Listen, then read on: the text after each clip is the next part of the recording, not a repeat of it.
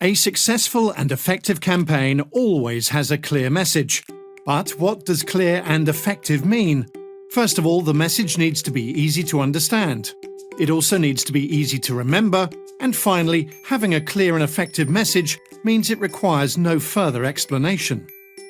Now that you know how your message should be received, what should our campaign message entail? This can be broken up into 4 basic elements. First, the ask statement. This is where you describe what your campaign strives to change. Next, you'll want to include the reason for the ask statement. Why does it need to change? The third element is where you describe exactly what is at stake if the change does not take place. The fourth and final element is where you let your audience know what they can do about it. How can they make a difference? When in doubt, try to do a RUM check. Is it relevant? Is it unexpected? Will it be memorable? The main objective of running a campaign is really to let your audience know how passionate you are about the subject matter and why they should be passionate about it too. So, when you're developing the message to resonate with your passion, you can make use of the 5 C's. Clarity. Keep it simple with only 3 to 4 easily understandable points. Connect. Your message should resonate both your message and the values of your audience. Compelling. There's no point in trying to articulate a message if it's not going to evoke any attention from your audience. Keep the message concise. Get to the point already. Finally, the message needs to be continually and constantly reinforced to ensure your audience knows what you're on about.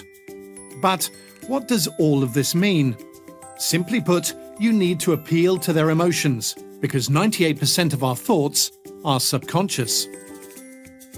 Instead of saying, support same-sex marriage, rather try saying, love wins, or love is love. Then be very careful about adding in statistics, as they can be difficult to remember. Rather say 2/3 instead of 67% of. Now that we've covered the whats and hows, let's move on to the framing part of developing a message. Basically, what it means is that you take your story and frame it in a way that reflects what you're trying to say, its actors, and the background it encompasses. How do we do that? Here are some useful tips. First, it needs to connect with societal issues without solely focusing on hot topics. Always consider existing assumptions, experiences, and misconceptions about the topic. So, consider various lenses. Then try to include your audience and community in defining and solving the problem. Framing is an essential part of connecting with various communities. There are several frames to choose from depending on your overall goal, including value-based, financial benefits, gain, and loss.